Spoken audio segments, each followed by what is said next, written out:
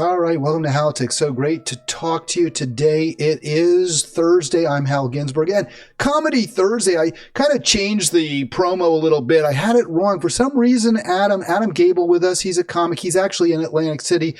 And I want to give our always thanks to you, Liz. Always great to see you. Thank you for setting this up with Adam. I'm getting a little feedback from your mic there, Liz. You're going to have to turn your audio down because otherwise it's going to feed right back. And I actually just muted you so that no one can hear you and we don't get that feedback. But yeah, please use earbuds or something so we don't get that mic feedback. Hey, so Adam, let's go to you first. You're in Atlantic City. I got the dates wrong. I kept getting wrong, but there it is, correct. It's Comedy Thursday, not Wednesday, with Adam J. Gabel.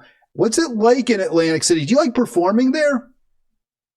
Yeah, I've been hi, by the way, thanks for having me. It's nice to be here. Don't try and adjust your speakers, everybody. This is kind of me. You'll figure it out. I understand it's not easy to laugh at a guy when he's giving off serious tracheotomy vibes, but I'm fine here. I've been coming to Atlantic City for to answer your question. I've been coming to Atlantic City for a long time. I got some friends who run a club here, and they've been in a lot of different rooms over the years. Right now they have one room in Resorts and one room at Tropicana. Last night was Resorts. I was in a beautiful theater, and they had me there for the Valentine's Day show, which in and of itself is kind of a joke.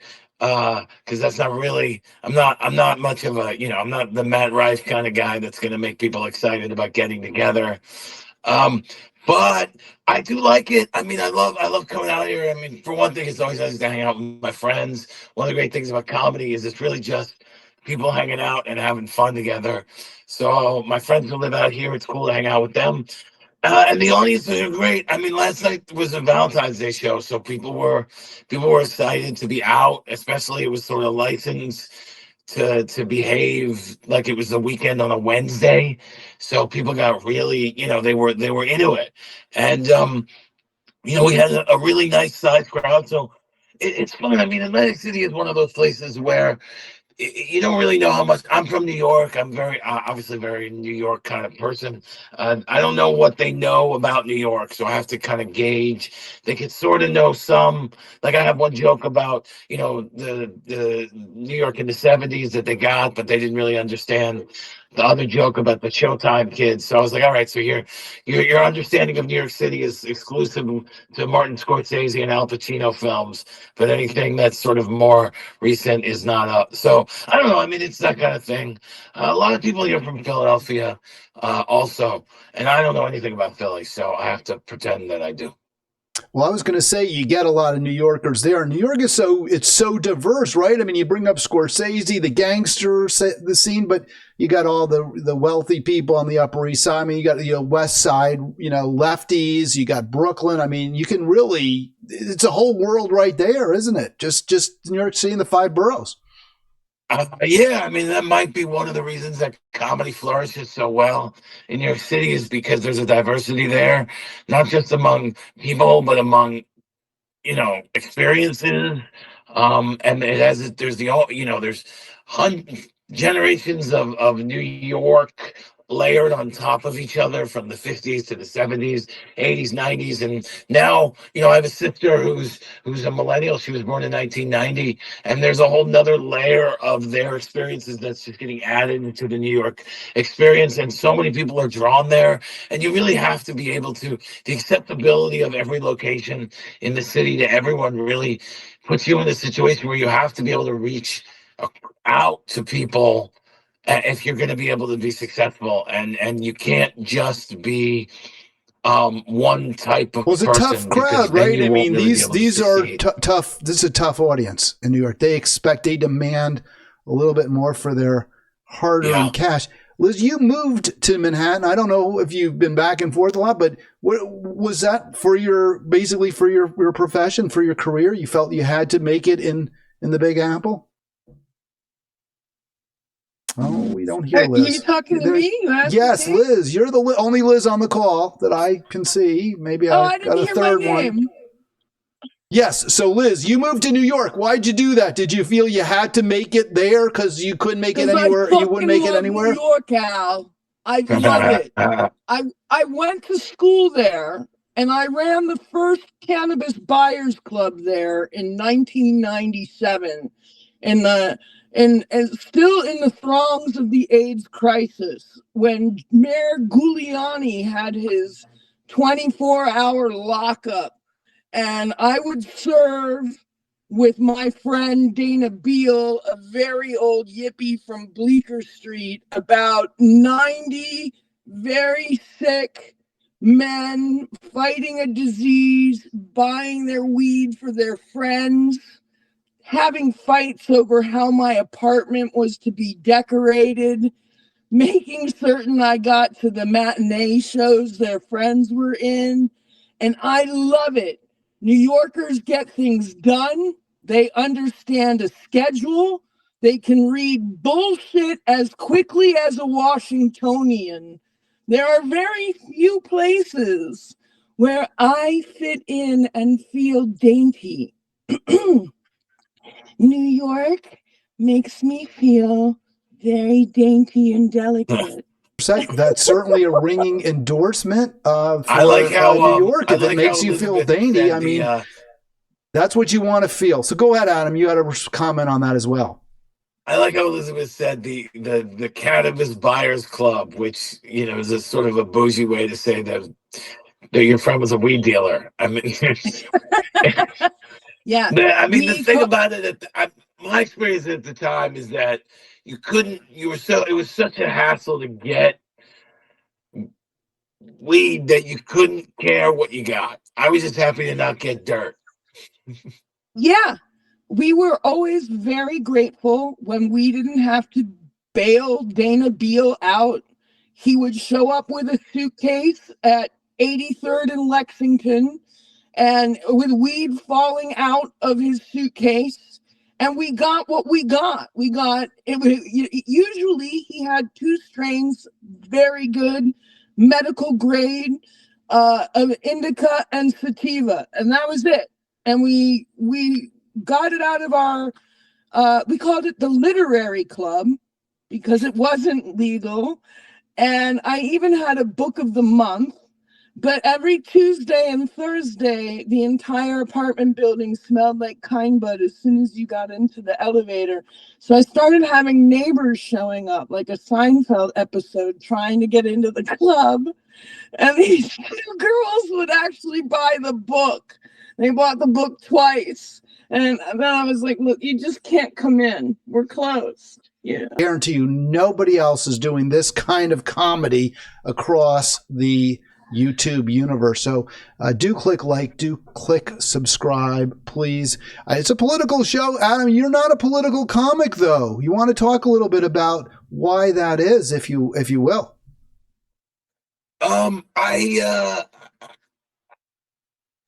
Well, most of my act is a lot of nonsense. I mean, I have an album out. It's a perfect opportunity to plug my album, which is called you can see right here. None of this is true.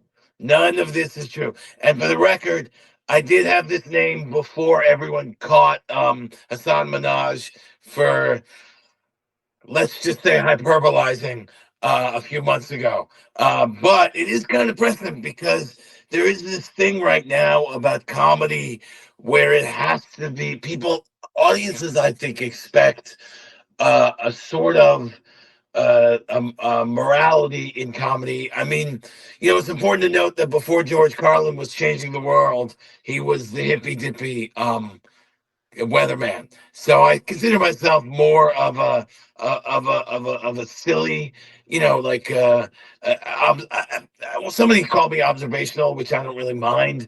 But I just I have it hurts my heart to see what's going on in the world, and it's hard to bring laughter when there's that much arguing going on. So I prefer to talk about things that are less likely to enrage people. That being said, I do have a couple jokes that I will do because I know it pisses people off. But I think primarily they're funny. But I do, when I feel like an audience is a little uptight, I do have a couple jokes that will make people angry. And if they don't make them angry, then it might win them over, which is fine too.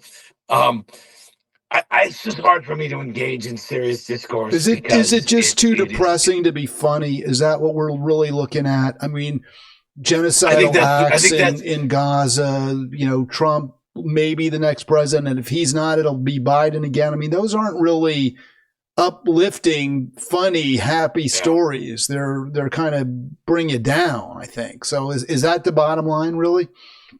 Yeah, I mean that's a much more concise way of saying what I was babbling about. I mean that being said, I do sometimes write political jokes, and they can be funny, but I often feel like when I say something, people assign a meaning to it, which is not really there, and that's another thing that is hard to engage with is people who then make assumptions about how you believe and are then appalled when you don't believe that, and I'm just tired of letting people down like that. Yeah, I wanted to get to what you think is the proper role of the comedian in society, but we'll just look at that schedule. Super busy. You mentioned Atlantic City. You got more dates than role. Trump's trial lawyers do. It looks like that was my joke. I didn't deliver it very well. I do apologize. I did write that. Now you've got Atlantic City. You got New York. I saw Montreal. Do you tell jokes in French? No, I don't. I don't do anything in French. That's that's. I try not to do anything in French. Let's put it that way. Occasionally, I have to. But no, there's actually one of the cool things about Montreal is that because there is such a language gap. For anyone who doesn't know, I don't know. I mean, I'm assuming people understand, but Quebec is the only Canadian province where French is mostly spoken. You go to Quebec City. I went into for the side story. I went into a Subway sandwich shop in Quebec City, and they didn't even understand how to order their sandwiches in English. So Montreal is about seven. I think it's like 90 to 10 or whatever as far as like the whole city. But there is a very solid Anglophile comedy scene in Montreal, and French people don't go to the Anglophile scenes, and Anglophiles don't go to the Francophile shows. It's just because comedy is language based, and so you're going to go where you're most comfortable. Now, that being said, I do have plenty of people who speak both languages and can do both of those things.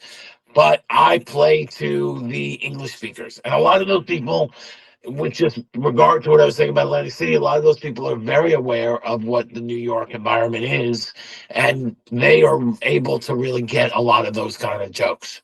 So I don't even really have to change my act that much. Sometimes I have to change the word because, like they say, supply teacher instead of substitute teacher. Supply Just a teacher. little. Like Kelly told me that. My girlfriend's from Toronto, and she told me that in Canada they don't say substitute teacher; they say supply teacher. So if That's you're ever going to do a interesting. Wait, substitute teacher joke supply in Ottawa, Elizabeth, supply like supplies, supply and demand teacher? I think it's short for supplements. Ah, gotcha. Well, we're cracking Liz up. She's just like sort of the Ed McMahon of the show, except we're not getting that deep, fruity chortle from your end. So we need to get a laugh track, Liz, where we hear you cracking up wise here. I think we're getting a little, and I'm not really clear. I hope the audio is good. I'll test everything afterwards. Folks, you're watching Halitics. Please do click like, click subscribe. I need more subscribe. By the way, Adam, you got to do that if you haven't yet, and get all your friends to subscribe. I got to get my numbers up. That's the only way. Someone said to me the other day, or actually it was yesterday, "Are you retired?" I'm like, "No, I do this live stream." And he's like, "Oh, you were retired." So let's change that, because I can get a little bit of money if we get the subscriber base going, and that's clearly the goal here. I wanted to, well, first of all, do you, like, before you go on stage, do you say, "Okay, I'm in Montreal, I got to say a lot," or do you kind of read the crowd? Like, do you go on the fly? Like, you're like, this crowd likes these jokes, but not these, or do you try to map it all out in advance, Adam? I have a skeleton that I usually stick with. That I'll work on for a little while based on whatever jokes I have. But I've got these like set lists that I put together here, where it's just all like a little keyword about what it is. And so I'll use something like this for a couple days, right? These are just my jokes right here. And I try, the problem is that I feel a lot of topics, and it's hard for me to remember everything I want to talk about.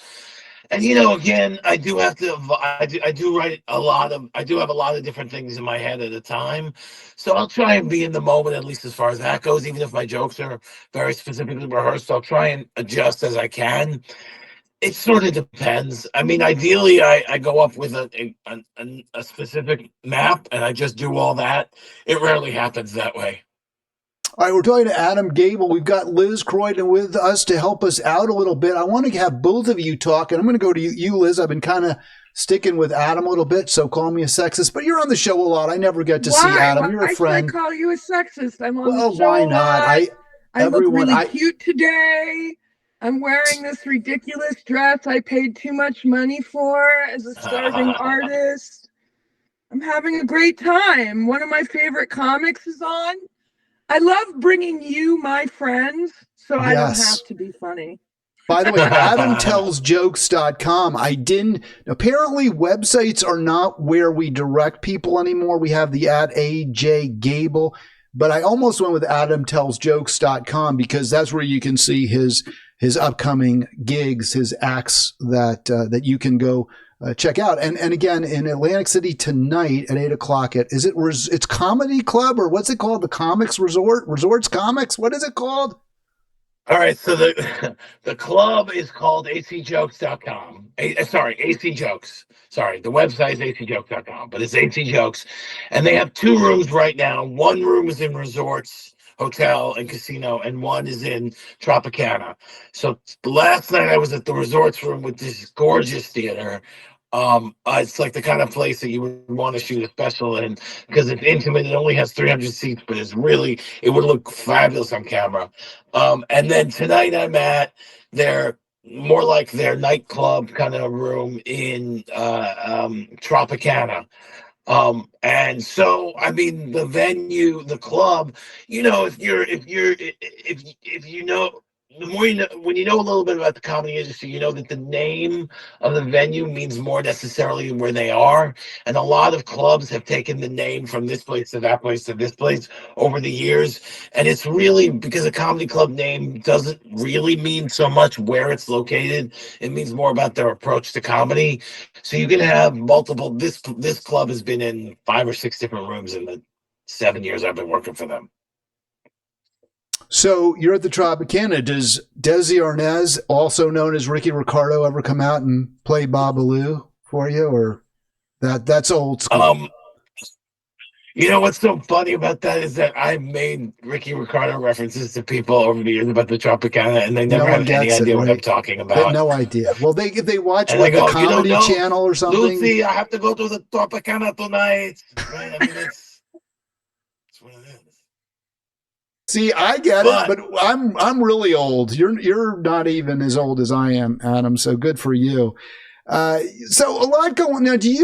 I would just think and you mentioned off air that some of the people who go see your show are there because they ran out of money at the slots or at the blackjack table. But doesn't that make it harder to crack them up? I mean, because I think most people who go there, they don't let you play those games unless the casinos are going to take your money in the end. So doesn't that kind of take a little bit of the sort of the fun out of it for the audience? Or maybe I'm wrong. Maybe they don't care.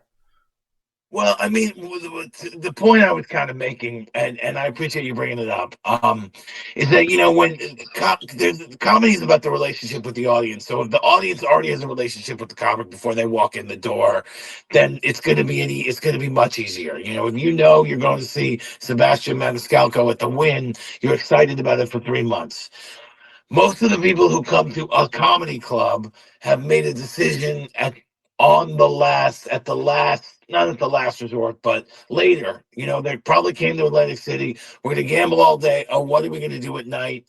I'm not really sure. If we win a lot, maybe we'll go see Sebastian Maniscalco. But if we don't win a lot, then maybe we'll, eat at Burger King and go hide in our room. So at some point, you kind of got to go. It's 7:30.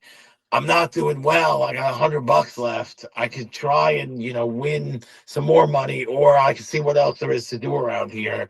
Oh, they got a comedy club, so I'll do that. I'm not going to say that's all the audience. And one of the nice things about this club in particular is that they do have repeat customers, but that's not always that. And because I don't play here all the time, the repeat customers are actually not here to see me anyway. They're here to see the regulars.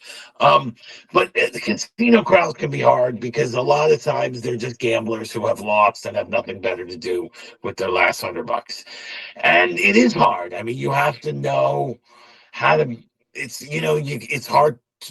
You don't want to talk about lost money. You don't want to lean too hard into, how the situation with Atlantic City and how the casinos are going to take your money, because they may not be into that.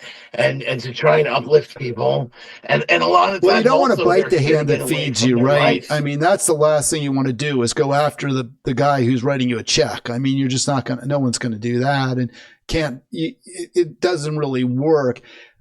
What about you? If you have like a really great act and you're killing it, do you say to yourself, I feel really lucky, I had a great show, I'm going to, take a flyer? Or do you think, no, it's tough enough to make a living as a comedian. I ain't risking any of it on the tables here.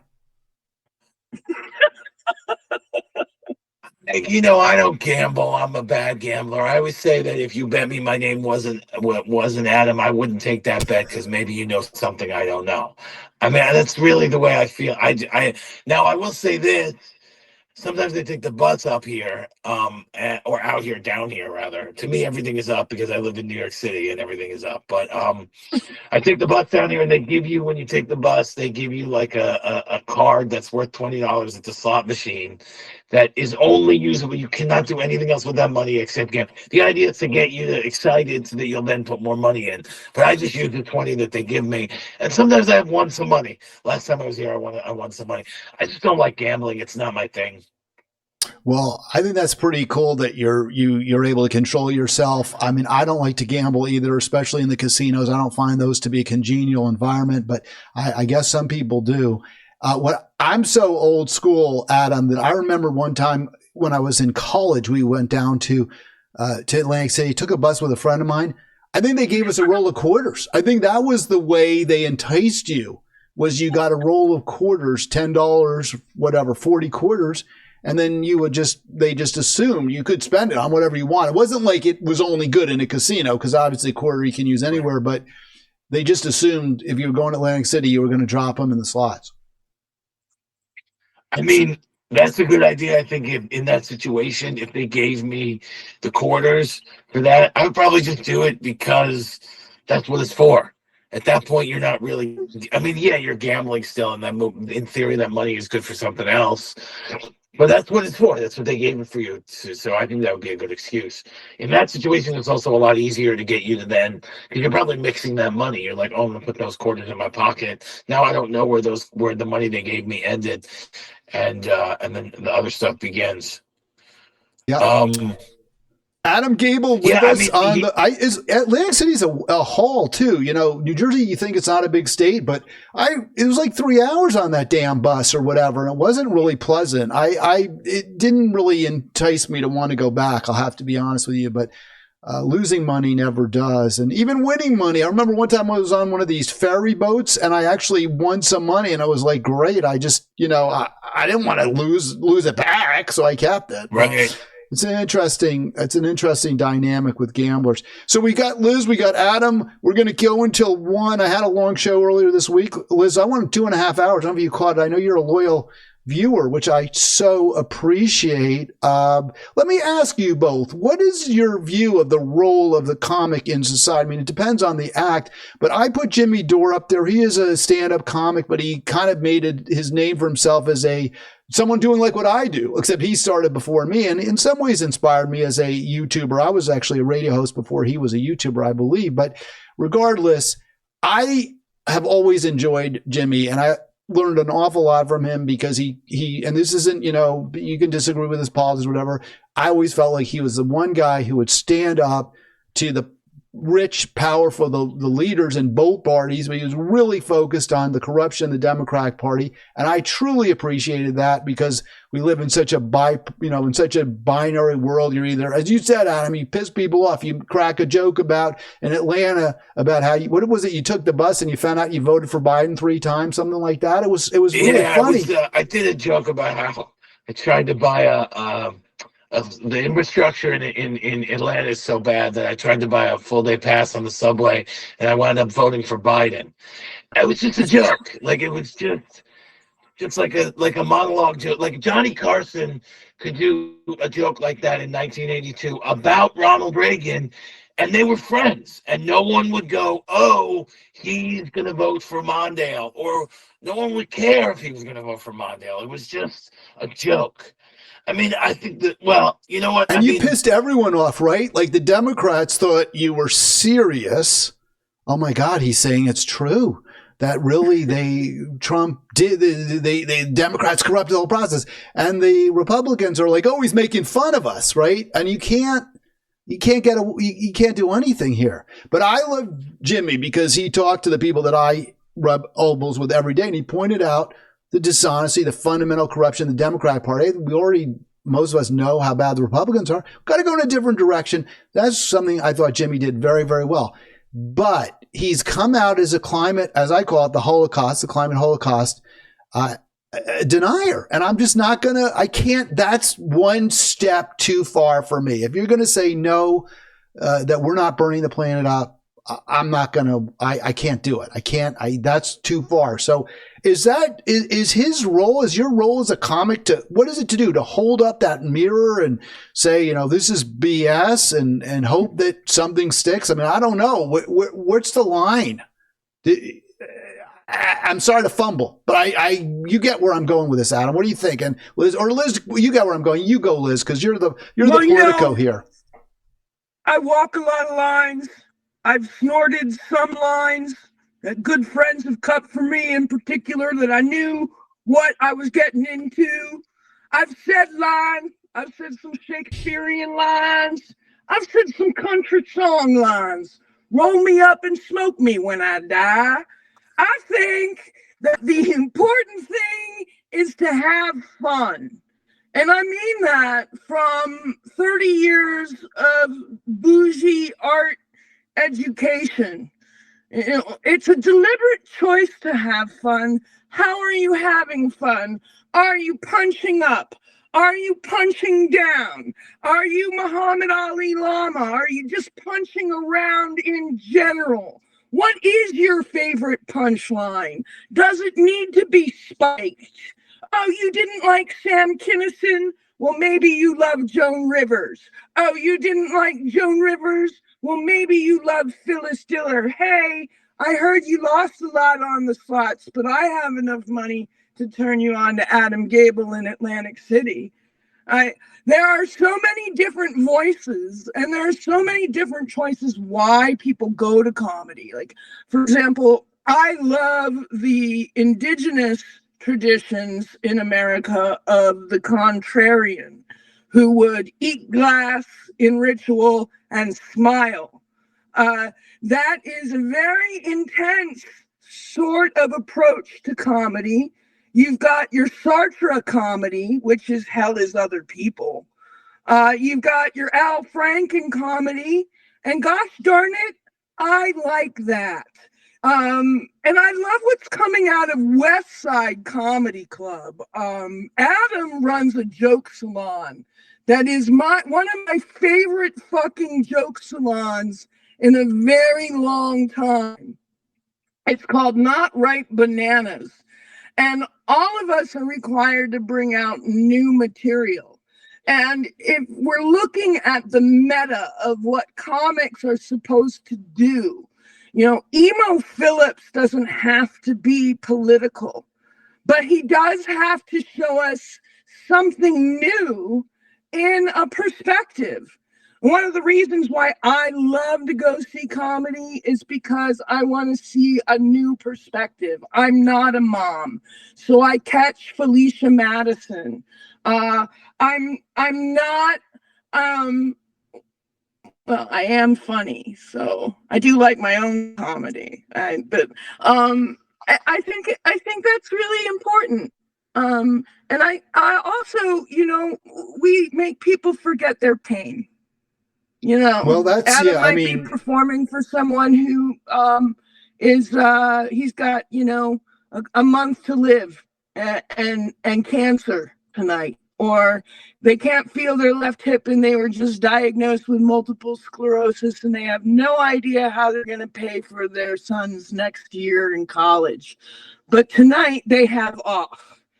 And so one of the most important things that a shamanic comedian does is they eat that tension, and they can eat that tension in the air just by being a positive figure of energy and putting out that joy where you almost are forced to, or they can suck in all the energy to themselves and get everyone to listen to their personal story.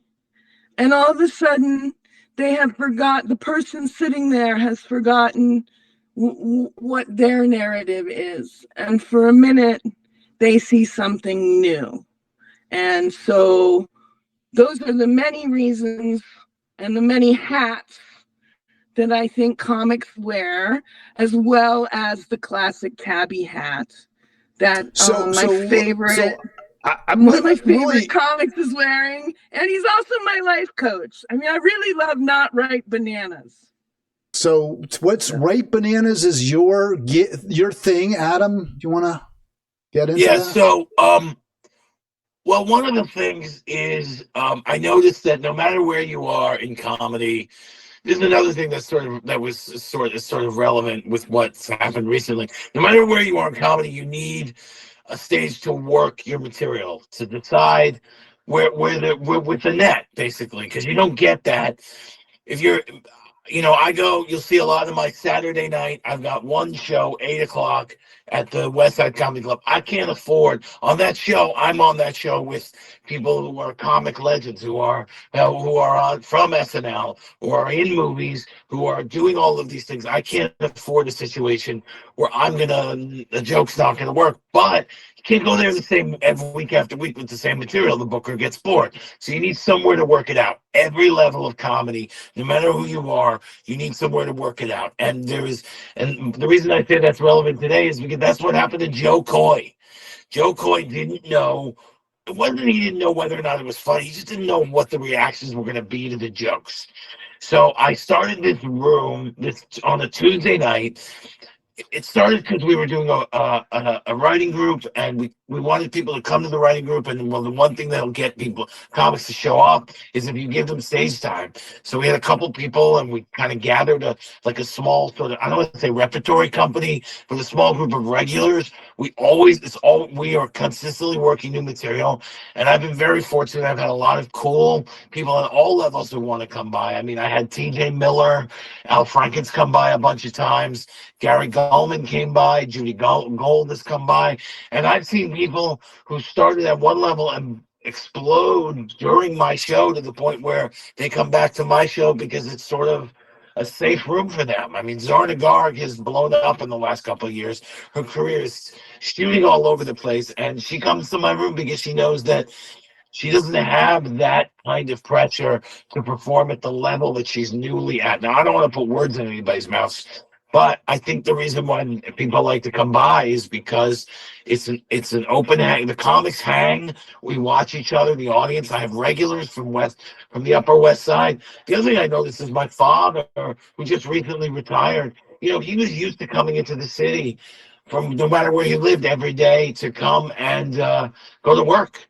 And then after the pandemic, people were working from home. So you got all these kind of upper middle class people on the Upper West Side who are used to getting up and leaving and going to work during the day. But they're at a point now where they don't really go in the office that much. They want to get up and go out. So they'll walk 5 blocks, come by. It's a free show because, hey, I don't know there's no value to the joke. I don't know if it's funny yet. Come by, have the food at the place is made by the Mexican restaurant above, Playa Betty's. People come by, they have food, they hang out, they have drinks, they get to know us. The other night, somebody came up to me and they said, Adam, what was the name of the guy who did the joke about blah, blah, blah, blah? I have no idea who this person is, but they've come to my show enough times that they know me. I'm just trying to build a community for comedy. Comedy is supposed I to be a got place where we can all get recognized. together.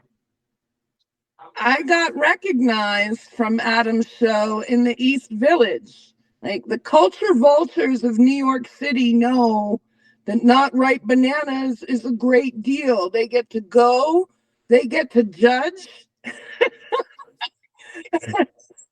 and they get to see the newest thing coming from their favorite Right. comics or comics they didn't know. I personally love it because I'm with my peers who I respect, and they're the people who I'm writing for besides myself.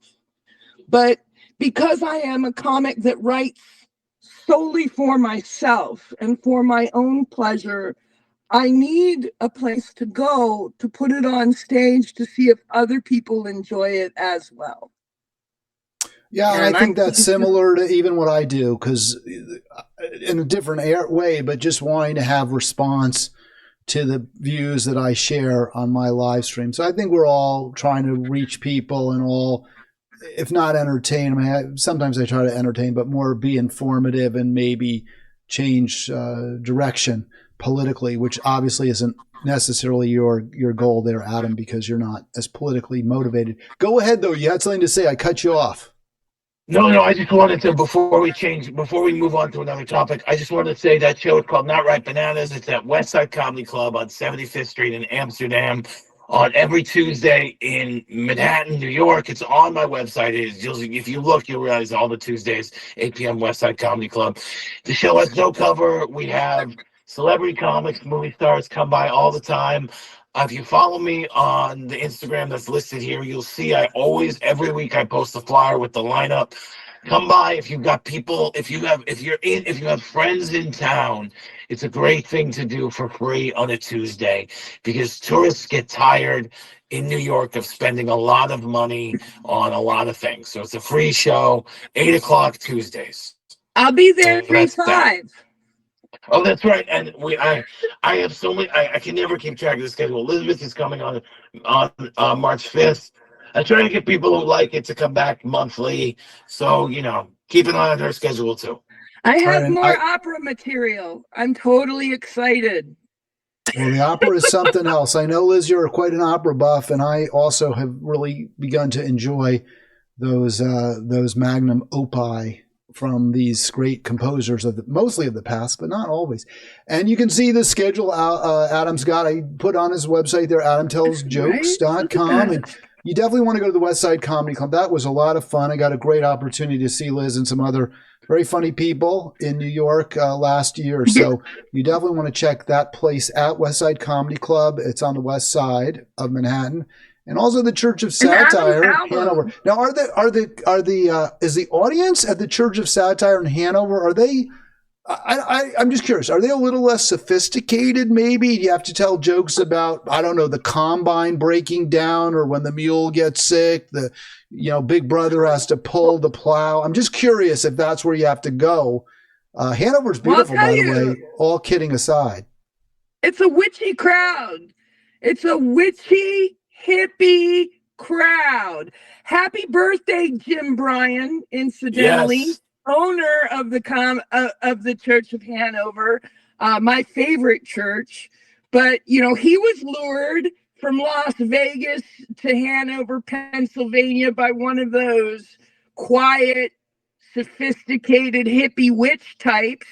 And now he's got enough kids for a basketball team, and he's expanding his comedy club. I mean, Hanover is a beautiful, quiet getaway. It's only an hour and a half, maybe 2 at the most, if you drive the scenic route out of DC.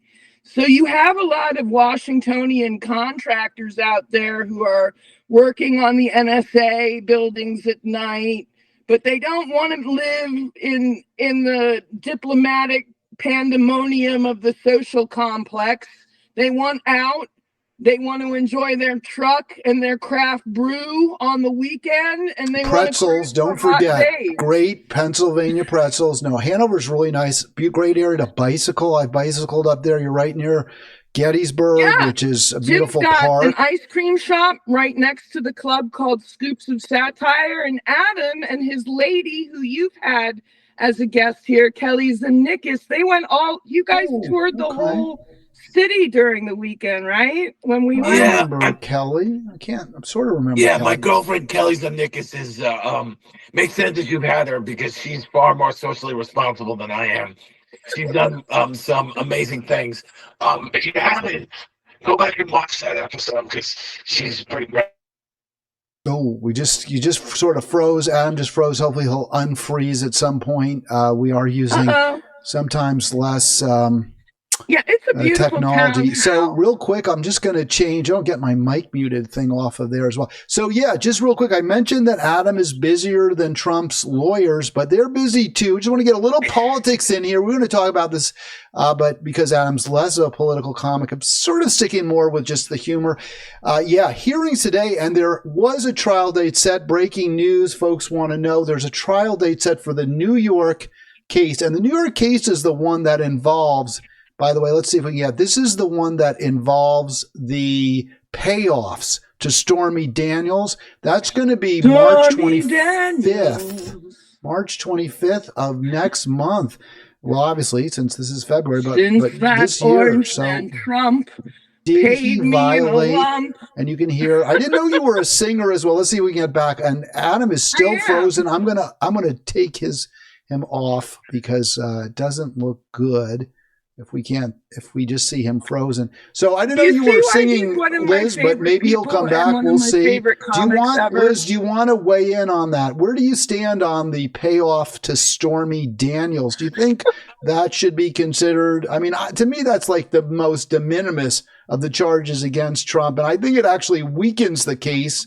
The better cases, which is the insurrection charge on January 6th, and also perhaps the strongest, the one in Georgia, where he tried to let's reverse give the Stormy results. Credit where credit was due. She was there first. She took the first swipe at the rapist, and I'm delighted she's still in the game.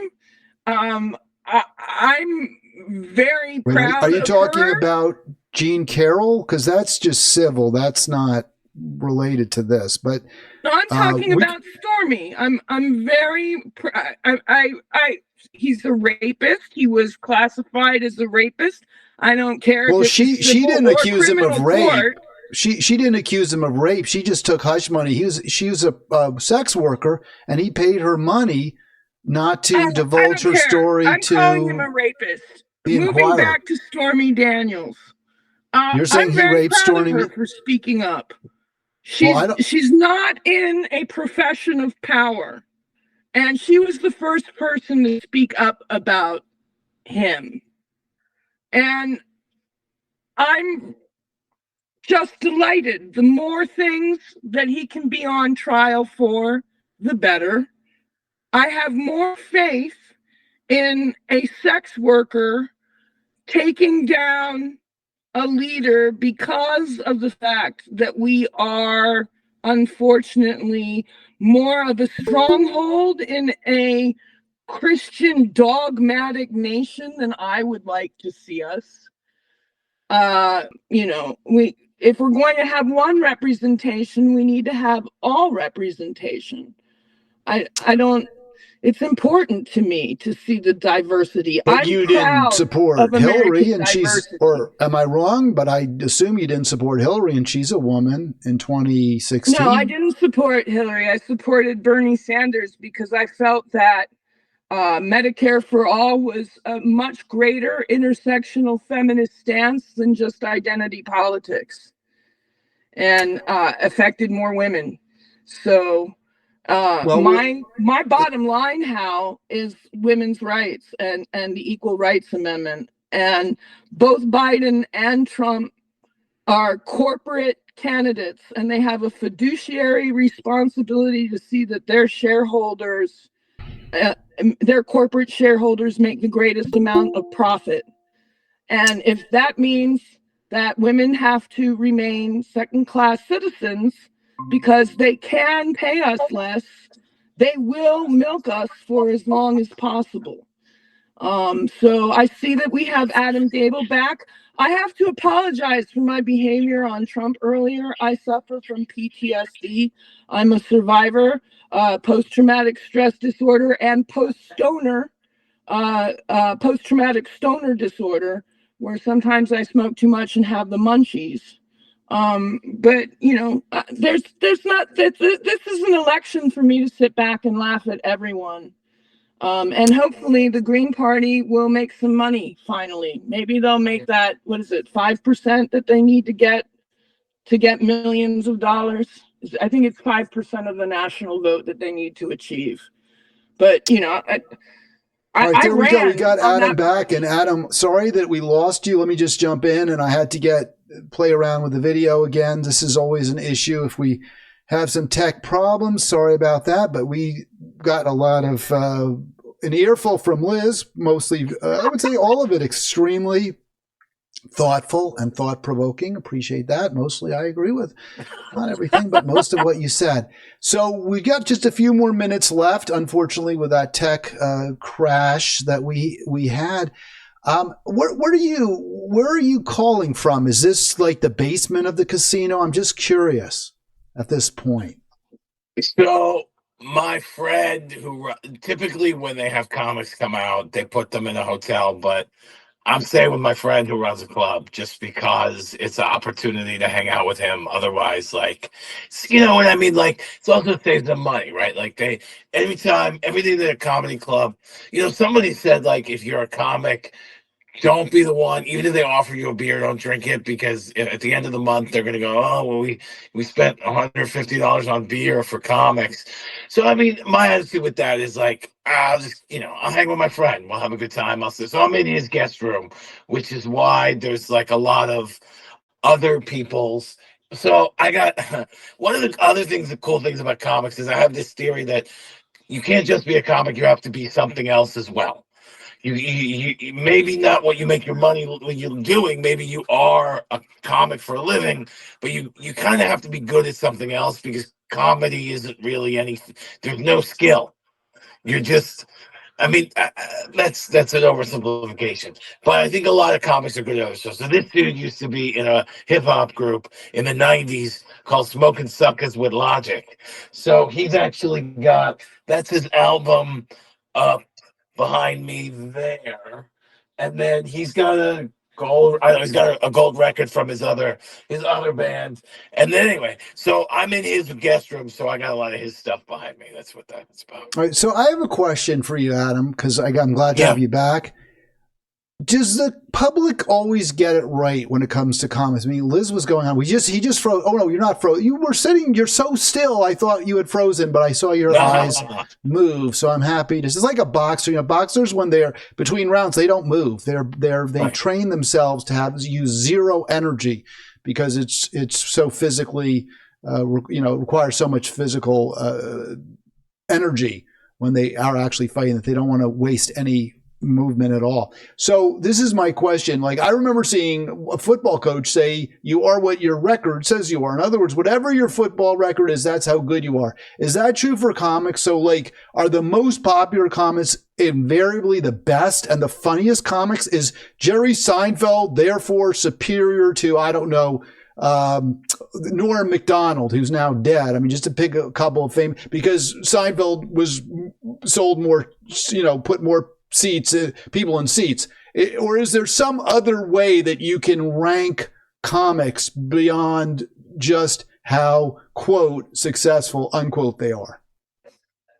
Well, I mean, even what's successful is hard to say because, it's sort of hard to argue that Jerry Seinfeld is the most economically successful. It would be hard to make maybe you look back at somebody like Jerry Lewis in the 60s, probably, but that's so far removed that it's such a different kind of thing. So in that level, yeah, I mean, that's that, but that's not what anybody gauges real comedy success. It's, what do you want? You want to be the most famous person now? Do you want to be the most famous person at the time? Lenny Bruce played Carnegie Hall, but nobody knows who he is right now. Right now, Lenny Bruce right now is a character on Mrs. Maisel that some people don't even know if is real, right? You know what I mean? Like, it's what's the most successful? I mean, George Carlin, look back. Was he more successful when he was doing the Tonight Show regularly as the hippy dippy weatherman, or was he more successful when he was playing theaters to his crowd at the age of 70? I don't know. I mean, I don't think that that it's fair to say that the most mainstream comics are the best, but they're doing something right. I think that my favorite comics are not necessarily the people who are the most mainstream, but there's something to be said about the person who is best at a particular type of thing. You may not like prop comedy, but you have to argue that Carrot Top is the most successful of that. You could think prop comedy is dumb and say Carrot Top is really good at it. Before Carrot Top, who else? Gallagher, maybe. I mean, though, you can think you can make fun of the watermelon smashing machine, but there's no question that guy, he had his brother ripped off his act. His brother stole his act, and at one point, if you don't know it, look it up. It's a really interesting story. I think that there's been years they're making a movie about how Gallagher's brother stole his act. This guy was so successful that there were two of them touring, doing the same thing at the same time. I worked with Gallagher's brother. I set up the stage for Gallagher's brother. We sang Broadway musicals the entire time. It was the exact act. It's hilarious. Lovely person to work for. So, I mean, there's a person, you talk about like Hannah Gatsby was really successful a few years ago with her Netflix thing. I for the life of me can never remember the Nanette. But, tons of comics will say that's not comedy. One of the most talked about specials in 2023, Matt Rife, but tons of people, the guy's getting shit. That special may have ruined his career just because so many people saw it. I mean, if comedy is one of the most subjective things. All right, well, we're losing him again, Adam. All right, final word from you, Liz, and then we'll call it a show. We've got a lot of tech stuff, so don't want to belabor this. Go ahead. So, lots of people know Robin Williams because Robin Williams got the big TV contract. But pay attention to Rick Overton, who was side by side to Robin Williams. Pay attention to Steve Pearl, Paul Provenza. Not everyone gets placed underneath the magnifying glass. And if you love the game of comedy, then you love every voice out there. Jay London, another phenomenal comic. Eddie Griffin used to come to the Comedy Store late at night and do a 2-hour concert for 3 people.